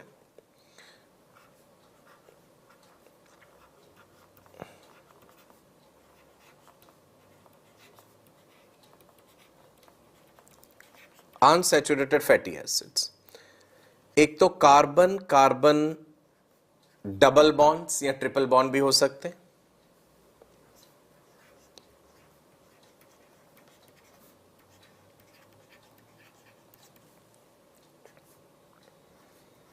कार्बन चेन में बेंड होता है जहां डबल बॉन्ड आ जाता है. Carbon chain has bend. अब इनको अनसैचुरेटेड इसलिए कहा क्योंकि इनमें डबल बॉन्ड हुआ है, तो हमारे पास एक स्कोप है कि उस डबल बॉन्ड को तोड़ने के लिए हम हाइड्रोजन डाल दें. हाइड्रोजनेशन, मुस्ताक ने सही कहा है ना कि हम इनका हाइड्रोजनेशन कर सकते हैं. हाइड्रोजन को ऐड कर सकते हैं हाइड्रोजनेशन प्रक्रिया के जरिए. Hydrogenation can be done. Clear है इतनी बात? राइट मुस्ताक, हाइड्रोजनेशन करके ही तो ऑयल्स बनाते हैं. फिर ऑयल्स का हाइड्रोजनेशन करके घी बना लेते हैं, जो उस पे आता हूं अभी मैं. ये अनसैचुरेटेड फैटी एसिड्स के बारे में है. राइट जी. अब जिन फैट्स के अंदर अनसैचुरेटेड फैटी एसिड्स होते हैं वो रूम टेम्परेचर पर, जिन फैट्स के अंदर अनसैचुरेटेड फैटी एसिड्स होते हैं वो रूम टेम्परेचर पर लिक्विड रहते हैं, इसलिए उन्हें ऑयल्स कहते हैं. लिखते हैं ये बात यहां पे. Fats containing unsaturated fatty acid, short में यूएफए लिख दिया, they are liquid at room temperature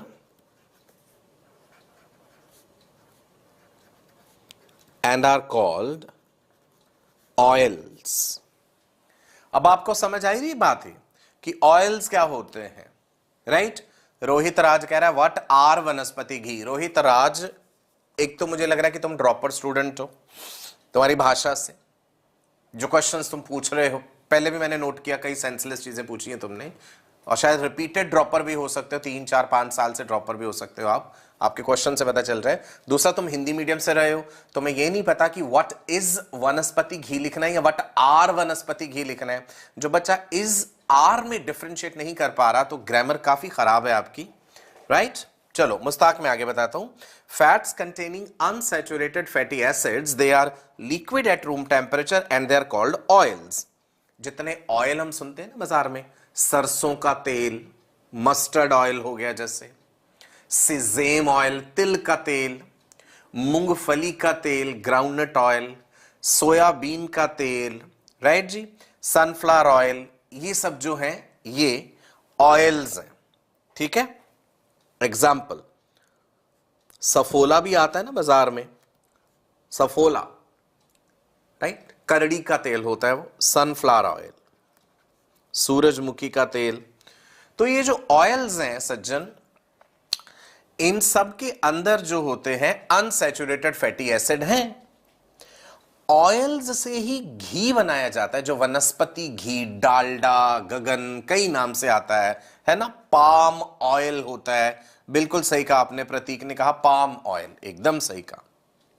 sunflower oil, safflower oil, मूंगफली का तेल, ऑलिव ऑयल, जैतून का ऑयल तेल जो है, कॉड लिवर ऑयल भी होता है, मछली का तेल जो है. सो सारे ऑयल्स में अनसैचुरेटेड फैटी एसिड्स हैं. अब ऑयल्स के हाइड्रोजिनेशन से हमें घी मिलता है, तो अच्छा नहीं होता वो सेहत के लिए, गलत है वो. ऑयल्स जो हैं अनसैचुरेटेड फैटी एसिड है, हाइड्रोजन डाला जा सकता है डबल बॉन्ड को तोड़ने के लिए। तो ऑयल का हाइड्रोजिनेशन कर दो तो मिल जाएगा घी, वनस्पति घी जिसे हम कह देते हैं। ठीक है, समझ आ गई बात। डालडा जैसे एग्जाम्पल हो गया। तो कई बार तो बड़े सस्ते किस्म के ऑयल्स जो हैं प्लांट्स में से निकाले जाते हैं, बहुत ही निम्न कोटि के, उनका घी बना के बाजार में बेच दिया जाता है, which is not good.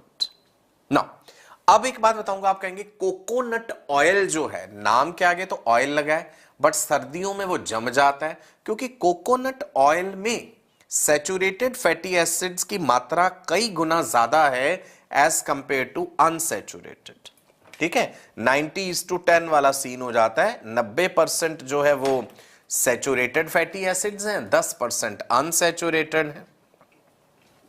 Mushtaq कह रहा है मैंने जीके के क्विज में पढ़ा था ऑलिव ऑयल हेल्थ के लिए सबसे अच्छा है। सब मार्केटिंग स्ट्रेटेजीज हैं। घी तेल वेल ये सब चीजें वैसे इंसान की डाइट के लिए तो है ही नहीं। इंसान को तो वही खाना चाहिए जो आज से लाखों साल पहले जंगलों में जब हम रहते थे जो खाते थे। इतनी बातें क्लियर हैं, बताइए, फिर मैं आगे बढ़ता हूं। अनसैचुरेटेड फैटी एसिड के बारे में एक दो चीजें और बताता हूं।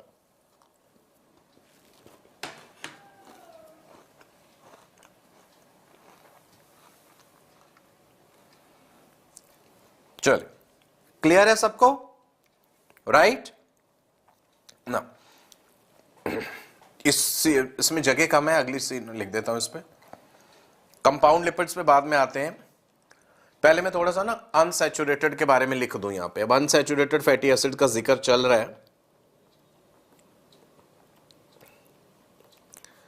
अनसैचुरेटेड फैटी एसिड्स, एग्जाम्पल्स बताएगा कोई मुझे? Aaradhya, can you give me examples of unsaturated fatty acid? Linoleic acid, linolenic acid, arachidonic acid, oleic acid, right. Unsaturated fatty acid दो तरह के हो सकते हैं। One is called MUFA, MUFA, other is called PUFA. This MUFA stands for mono unsaturated fatty acid and PUFA stands for polyunsaturated. Ramesh ने linoleic acid के double bonds भी बताए, बिल्कुल सही बताया है। रेकिडोनिक एसिड में 4। That's really nice, good. PUFA is polyunsaturated fatty acids. MUFA में 1 डबल बॉन्ड, पॉली मतलब ज्यादा, more than 1 double bond. Example, oleic acid,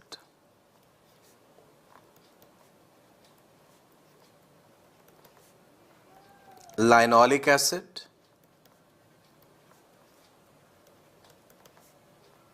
linolenic acid,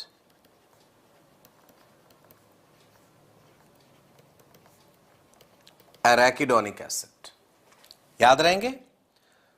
linoleic में 2 डबल बॉन्ड, लाइनोलेनिक में 3 डबल बॉन्ड, एराकिडोनिक में 4 double bonds, 3 double bonds, sorry 2, गड़बड़ हो गया।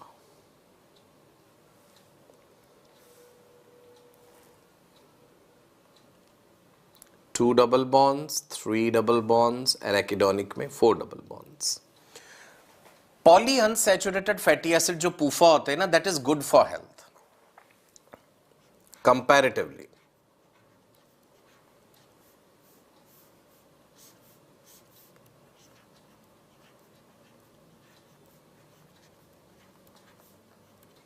लेकिन ये भी नहीं है कि बहुत ज्यादा खाओ, ये ऐसा नहीं है। सूरजमुखी का जो तेल होता है, sunflower oil,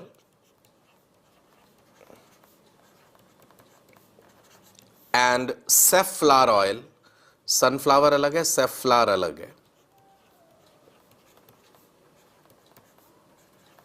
contain पूफा। Sunflower oil आता है ना मार्केट में सफोला के नाम से। आप लोग घर में क्या यूज करते हो? शिवम पटेल सलोनी को हेलो कर रहे हैं। क्या हो गया शिवम? यहां पे सलोनी से बातें करने आए हो या पढ़ने आए हो?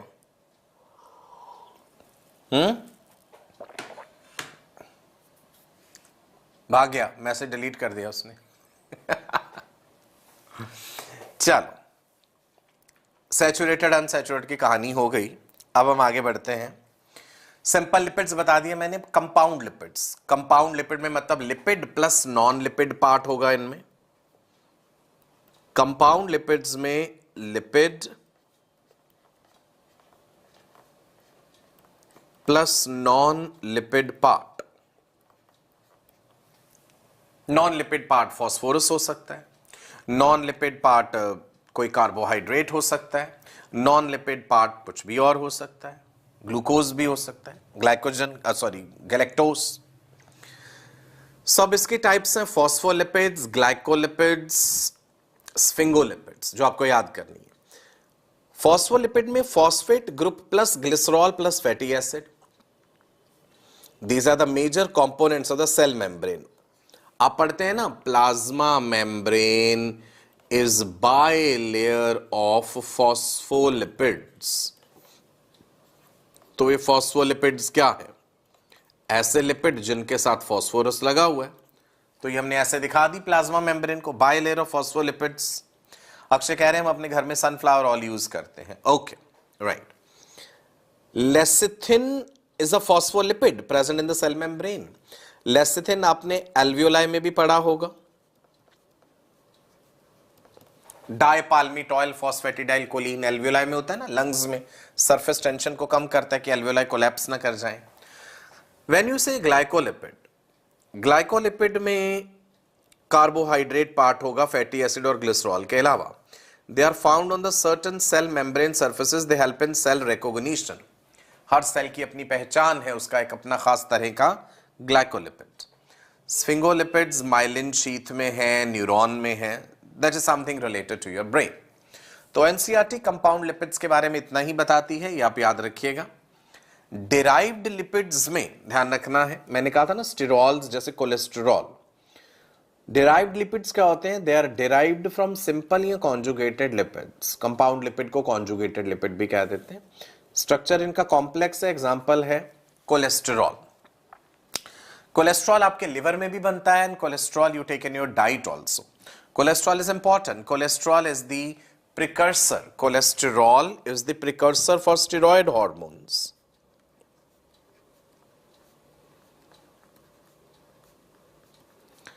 It is precursor for steroid hormones. Vitamin D is also steroid. कैल्सीफिरॉल कहते हैं।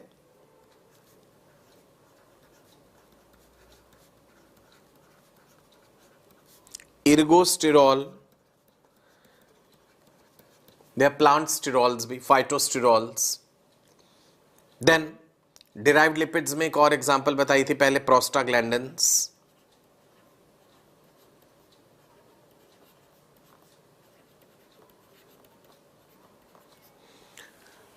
These are derivatives of essential unsaturated fatty acid. Arachidonic acid के डेरिवेटिव्स हैं, and they were first discovered in human seminal fluid when semen is deposited in vagina during sexual intercourse. There are mild contractions in uterus which create a sucking action to suck the sperms upwards. That is because of prostaglandins. याद रहेगा जी? चल, good. कोई doubt है lipids में से तो पूछिए। बिल्कुल, इशिका ने कहा बाइल सॉल्ट्स भी तो हैं, सोडियम टोरोकोलेट, उसके नाम में भी कोलेट आ गया ना, सोडियम टोरोकोलेट, सोडियम ग्लाइकोकोलेट, ये भी राइट। पढ़ लिया मैंने मैसेज आपका। हाँ जी, बताइए, any doubt you have from this portion?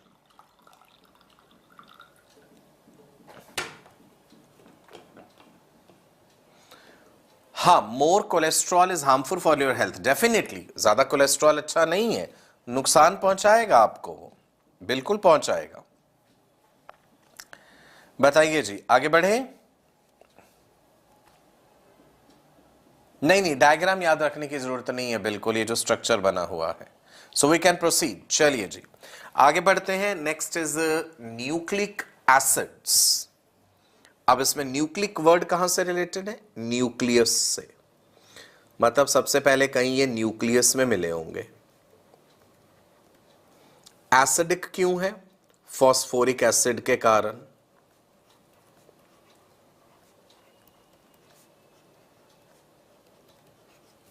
ठीक, न्यूक्लिक एसिड में क्या पढ़ते हैं आप? DNA, RNA. अक्षय कह रहे हैं हाई डेंसिटी लाइपोप्रोटीन। अक्षय वो सब नहीं है सिलेबस में, इसलिए मैंने नहीं बताया। HDL, LDL, high density lipoproteins, low density lipoproteins, very low density lipoproteins, so that's not a part of your syllabus, so इसलिए मैंने वो चीज नहीं बताई। न्यूक्लिक एसिड न्यूक्लियस के अंदर है ही है, इसके अलावा भाई माइटोकॉन्ड्रिया में भी तो है न्यूक्लिक एसिड, डीएनए, प्लास्टिड्स के अंदर भी है ना? ठीक है। सो न्यूक्लिक एसिड्स ये मैक्रोमोलिक्यूल्स है, इनमें भी कार्बन, हाइड्रोजन, ऑक्सीजन के अलावा फॉस्फोरस भी है, नाइट्रोजन भी है, बिकॉज नाइट्रोजनस बेसिस है ना इनमें। They are polymers of repeated units of nucleotides, many nucleotides they join to form polynucleotide. तो न्यूक्लिक एसिड जो है आप इनको पॉली न्यूक्लियोटाइड भी कह सकते हैं। Polynucleotides, many nucleotides are linked. DNA and RNA. DNA stands for deoxyribonucleic acid, RNA is ribonucleic acid. Now when you say nucleotide, तो एक न्यूक्लियोटाइड के अंदर क्या क्या चीजें हैं जरा ध्यान से देख लीजिए। Nucleotides are the monomeric units of nucleic acids.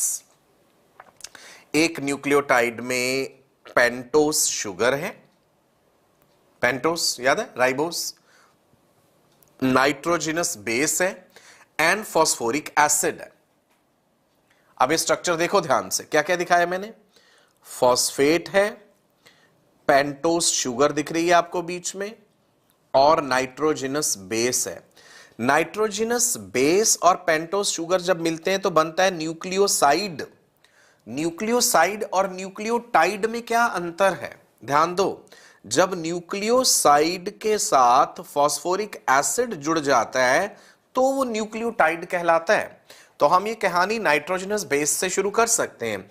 आप ऐसे कह सकते हैं कि नाइट्रोजिनस बेस, जिस पे अभी हम आएंगे, purines, pyrimidines, nitrogenous base plus pentose sugar, इतनी चीज कहलाती है न्यूक्लियोसाइड। This is nucleoside. ठीक है जी। न्यूक्लियोसाइड में जब आप फॉस्फेट जोड़ देंगे तो न्यूक्लियोटाइड बनेगा। Nucleoside plus phosphate, that gives you nucleotide. और बहुत सारी न्यूक्लियोटाइड जब मिल जाती हैं, पॉलीन्यूक्लियोटाइड बनता है, that is what is your nucleic acid. अच्छा, ये अच्छा है ना, ये जो फ्लो चार्ट बनाया हुआ है, इस पूरे का पीडीएफ आपको मिल जाएगा। आप टेलीग्राम ग्रुप ज्वाइन कर लीजिएगा। बायो की रणनीति है टेलीग्राम ग्रुप, नीट आकाश डिजिटल एक टेलीग्राम ग्रुप है, राइट। इश्तियाक अहमद कह रहे हैं सर मैं बहुत टाइम से लाइव क्लास देख रहा हूं, लेकिन आप आज मुझे मिल गए, you are my favourite teacher. Thank you. तो आप मुझे ढूंढ रहे थे तो मैं मिला क्यों नहीं? यूट्यूब पे आप मेरा नाम डालते तो मैं आपको मिल जाता आराम से। आप में से जो बच्चे मेरा टेलीग्राम ग्रुप ज्वाइन करना चाहते हैं for your doubt discussion, that is doctor Sachin Kapoor talk, send me a message, तो हम यहां पे बात कर सकते हैं। एक न्यूक्लियोटाइड के अंदर जो पेंटोस शुगर है वो क्या है भैया? राइबोज है, 5 कार्बन मोनोसेकेराइड है. That pentose sugar that is the central molecule in a nucleotide. मुख्य रूप से सेंट्रल तो ले लो शुगर, शुगर के दाएं बाएं हमने चीजें जोड़ देनी है. तो ये रही राइबोज शुगर और ये रही डीऑक्सी राइबोज. आरएनए का फुल फॉर्म ही है ribonucleic acid, so RNA has ribose sugar. DNA का फुल फॉर्म है deoxy ribonucleic acid, so DNA has deoxy ribose sugar. अब राइबोज और डीऑक्सी राइबोज के स्ट्रक्चर को जरा गौर से देखो.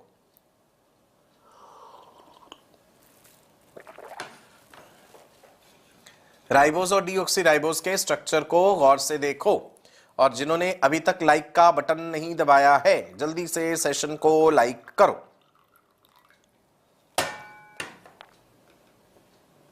हां, डीपीपी डेली प्रैक्टिस पेपर भी मिलेगा, क्यों नहीं मिलेगा.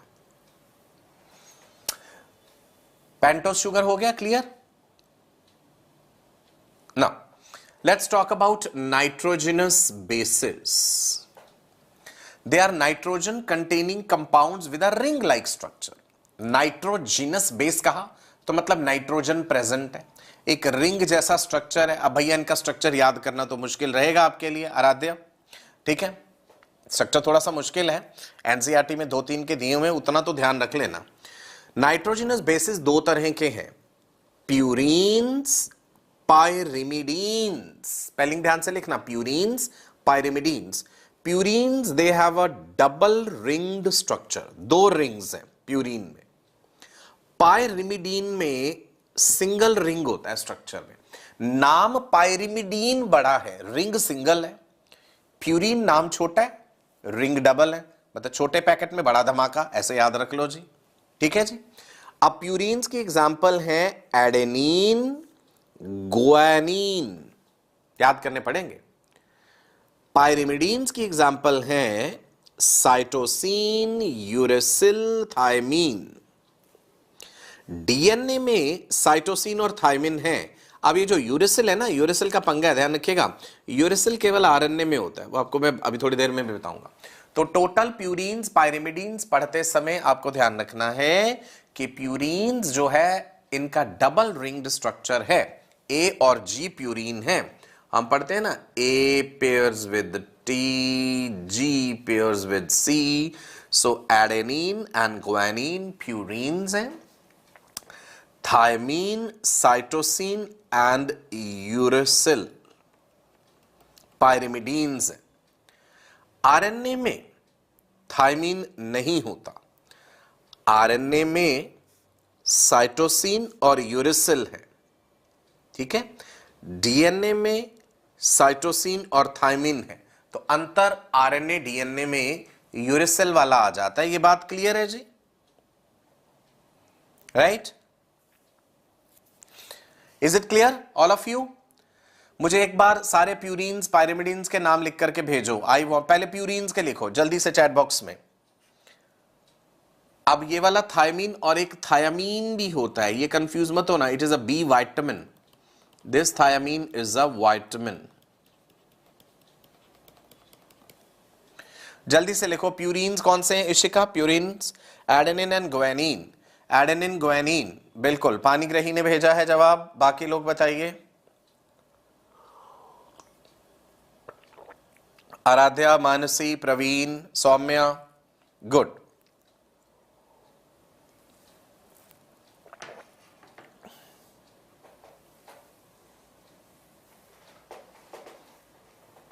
अच्छा, let's see what is this phosphodiester bond.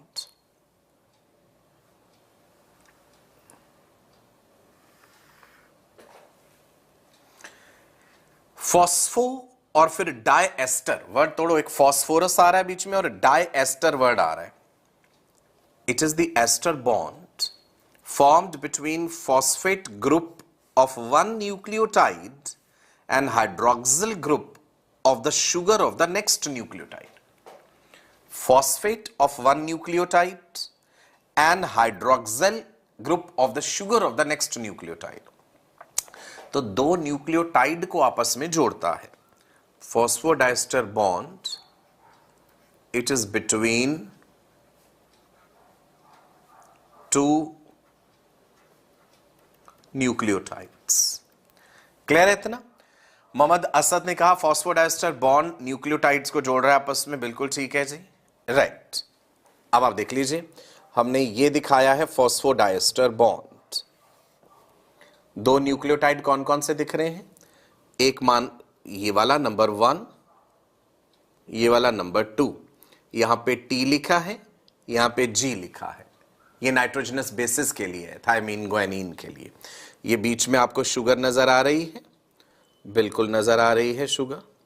ये जो येलो कलर से है ये फॉस्फेट है,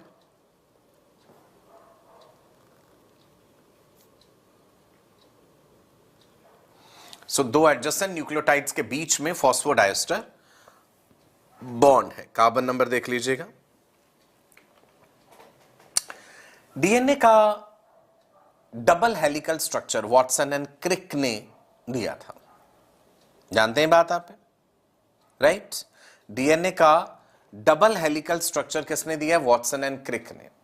now according to this double helical structure, एक शुगर फॉस्फेट की बैकबोन है जो ऐसे करके आप बनाते हैं ना हेलिक्स डीएनए का।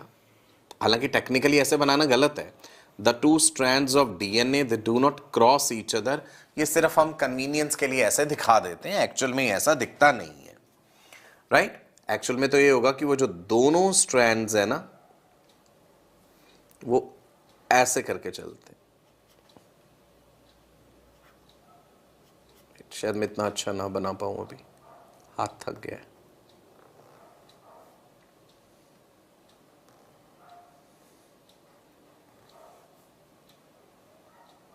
It is something like this. जैसे मान लीजिए किसी घर में एक फ्लोर से दूसरी फ्लोर तक आपको सीढ़ी पे जाना है, तो जो रेलिंग स्टेयर ऐसे ऐसे बनी होती है ना, स्टेयरकेस रेलिंग होती है, तो जो स्टेप्स हैं उसके वो बीच वाले बॉन्ड्स हैं प्यूरिन्स पिरिमिडिन्स के, और जो डंडा पकड़ के आप ऐसे ऐसे गोल गोल गोल गोल घूम रहे हैं वो दो स्ट्रैंड्स होते हैं। शुगर फॉस्फेट का बैकबोन है, ठीक है। ये इतना अच्छा नहीं बना तो मैं मिटा रहा हूं यहां से। समझ आई ये बात? लेडर लाइक, सीढ़ी जैसा, ऐसे ऐसे ऐसे। The strands are anti parallel, right handed coiling है। हेलिक्स का डायमीटर, हेलिक्स राइज और हेलिक्स पिच, ये आपको ध्यान रखना है। Nitrogen bases are facing inwards, कि मान लो सपोज अगर एक ये स्ट्रैंड है, एक ये स्ट्रैंड है, मान लो अगर मैंने खोल दिया तो ये अंदर की तरफ फेस कर रहे हैं nitrogenous bases. Very rough way of showing you this thing, ठीक है। ये एक अगर 5 प्राइम 3 प्राइम है तो दूसरा 3 प्राइम 5 प्राइम होगा। That's why we say that the strands are anti parallel. Chargaff rule वगैरह वो हम पढ़ेंगे आगे जब हम मॉलिक्यूलर बेसिस ऑफ इनहेरिटेंस पढ़ेंगे, ठीक है जी पानीग्रही। इधर देख लो, यहां पे चीजें समझ आएंगी आपको। ये जो कलर्स हमने यूज करें आपको ध्यान देना है किस किस चीज के लिए करे हुए। Now can you see this two strands? ये देखो, ये 3 प्राइम 5 प्राइम, दूसरा 5 प्राइम 3 प्राइम, दोनों ऐसे ऐसे ऐसे ऐसे चल रहे हैं, एक दूसरे को काट थोड़ी रहे हैं ऐसे जैसे हम बना देते हैं डायग्राम, वो गलत बनाते हैं। This is the correct diagram, right. So you can see this sugar phosphate, sugar phosphate, sugar phosphate backbone, main backbone यही है। Again sugar phosphate, sugar phosphate, sugar phosphate backbone, and ये जो चीज आपको नजर आ रही है, these are the nitrogenous bases, purines, pyrimidines, A, T, G, C, इनके बीच में हाइड्रोजन बॉन्ड्स हैं। So this is T, T pairs with A and C pairs with जी। ये ध्यान रखना है, ए टी के साथ पेयर करेगा, जी सी के साथ पेयर करेगा, रिमेंबर, राइट। ठीक है जी, तो मेरा ख्याल आज के लिए हम शायद इतना ही रखते हैं। अब अमीनो एसिड्स, प्रोटीन्स, एंजाइम्स जो बचा है वो मैं नेक्स्ट सेशन में कराना चाहूंगा आपको। If you have any questions, if you want to ask anything, please feel free to ask. Prateek, right, बिल्कुल, यूरेसिल आरएनए में है, थायमिन डीएनए में है। सज्जन, अभिजय, आकांक्षा, अनुष्का, इरम। हाँ जी, मैंने आपको बता दिया जवाब। रेखा, मानसी, मुस्ताक, सौम्या। जिन्होंने अभी तक सेशन लाइक नहीं करा था, एक बार लाइक जरूर कर दीजिएगा, बेल आइकन को हिट जरूर कीजिएगा, हर इंपॉर्टेंट नोटिफिकेशन आप तक पहुंचना चाहिए। हाँ, प्रवीण कह रहे हैं पानी पी लीजिए। Thank you Praveen. जिसने चैनल सब्सक्राइब नहीं करा हुआ है, चैनल जरूर सब्सक्राइब कर लो, बेल आइकन को हिट करो, हर इंपॉर्टेंट नोटिफिकेशन जो है वो आप तक पहुंचना जरूरी है। Any question if you have, बताइए। वंडरफुल सेशन था। ठीक है, अब मैं बता दूं आने वाले सेशंस में अभी हमने क्या पढ़ना है। हमने अमीनो एसिड्स के बारे में जानना है। अमीनो एसिड्स को सब्स्टिट्यूटेड मिथेन्स भी कहते हैं। Amino acids are the building blocks for proteins. More than 300 amino acids they exist in nature, out of which 20 amino acids they enter into the process of protein synthesis. Glycine, alanine, valine, leucine, isoleucine, proline, serine, threonine, phenylalanine, tyrosine, tryptophan, lysine, arginine, histidine, glutamic acid, aspartic acid, glutamine, asparagine, cysteine, methionine. तो ये वो amino acids हैं जो protein synthesis में enter करते हैं। Essential, non essential बताऊंगा आपको। अमीनो एसिड्स को हम क्लासिफाई कर सकते हैं acidic amino acids, basic amino acids, neutral amino acids, aromatic या नॉन एरोमेटिक अमीनो एसिड्स के आधार पे भी। ठीक है, अमीनो एसिड्स को हम कह देते हैं they are the 20 alphabets of the bioprotein language. They are magic 20 because they get arranged in different ways to form variety of proteins. Proteins क्या होते हैं? प्रोटीन का मतलब होता है preeminent, of the first rank. Proteins are the most diverse biomolecules. Variety, diversity सबसे ज्यादा proteins में है, क्योंकि 20 तरह के अमीनो एसिड्स अलग अलग तरीकों से अरेंज होकर के कई तरह के प्रोटीन्स बना देते हैं। तो प्रोटीन्स में most abundant protein in nature Rubisco है, राइबोलोज बिसफॉस्फेट कार्बोक्सिलेज ऑक्सीजनेस। पूरे बायोस्फीयर में सबसे ज्यादा मोस्ट अबंडेंट रुबिस्को है प्रोटीन में। एनिमल वर्ल्ड में सबसे ज्यादा कोलेजन है, इंसान के शरीर में भी सबसे ज्यादा कोलेजन है, इंसान के ब्लड में जो है वो सबसे ज्यादा सीरम एल्बुमिन है। प्रोटीन्स का स्ट्रक्चर बताऊंगा आपको अगली क्लास में। प्राइमरी, सेकेंडरी, टर्शियरी स्ट्रक्चर होता है क्वाटरनरी हीमोग्लोबिन में। जैसे primary structure refers to linear sequence of amino acids in a polypeptide chain. Now that polypeptide chain can coil upon itself to acquire alpha helix and beta pleated sheet form structure. ठीक है जी। Quaternary जैसे haemoglobin में है, more than one type of polypeptide chain अगर present होती है तो क्वाटरनरी कह देते हैं। तो प्रोटीन्स को क्लासिफाई भी करेंगे, सिंपल प्रोटीन्स हैं, कॉन्जुगेटेड प्रोटीन्स हैं। कॉन्जुगेटेड प्रोटीन्स जो है सिंपल में क्या है भाई, made up of amino acids only. Conjugated protein में protein plus non protein part दोनों हो सकते हैं। उसमें लाइक का बटन जरूर दबा दीजिए जिन्होंने अभी तक लाइक नहीं करा है। फाइब्रस प्रोटीन्स बताऊंगा, ग्लोब्यूलर कौन कौन से हैं, फंक्शन के आधार पे प्रोटीन्स कई तरह के हैं, जैसे रेगुलेटरी प्रोटीन्स हैं, हार्मोन्स, एंटीबॉडीज ग्लाइकोप्रोटीन्स है जो डिफेंस में काम आते हैं, है ना। Then there are enzymes like trypsin. Transport proteins में हीमोग्लोबिन, हेमोसाइनिन। विजुअल प्रोटीन्स भी हैं आंखों में, रोडोप्सिन, आयोडोप्सिन। कॉन्ट्रेक्टाइल प्रोटीन्स है myosin and actin. Structural proteins में आप पढ़ते हैं कैरेटिन होता है, कोलेजन होता है। कुछ क्वेश्चंस भी हम प्रैक्टिस करेंगे प्रोटीन स्ट्रक्चर से related, right. Choose the correct matching pair. कोई ये बता सकता है आंसर? एंटीबॉडी क्या कोई एंजाइम है? नहीं, एंटीबॉडीज तो ग्लाइकोप्रोटीन्स हैं। GLUT4 enables glucose transport into cells. Keratin, conjugated helical protein, elastin, globular protein. बताएगा कोई आंसर? खुशी, इशिका, मानुसी। GLUT4 ये सही बात है, it is glucose transporting protein. Okay जी। Then we'll discuss about metabolism in the coming session. Metabolism is sum total of all the biochemical reactions in a cell. Anabolism and catabolism, दो तरह का है metabolism. Anabolism मतलब building a pathway, construct a pathway, and catabolism includes the breakdown reactions. ATP का जिक्र करेंगे, energy currency of the cell है adenosine triphosphate. Enzymes जो कि biological catalysts हैं, which speed up the rate of a biochemical reaction. Substrate के साथ जुड़ते हैं, एंजाइम सबस्ट्रेट कॉम्प्लेक्स बनता है जो कि डिसोसिएट कर जाता है एंजाइम और प्रोडक्ट में, राइट जी। कॉन्जुगेटेड एंजाइम को होलो एंजाइम भी कहते हैं, उसमें एक प्रोटीन पार्ट होता है एपो एंजाइम, एक नॉन प्रोटीन पार्ट होता है जिसे कोफैक्टर कहते हैं, जो कि फर्दर कई तरह का हो सकता है।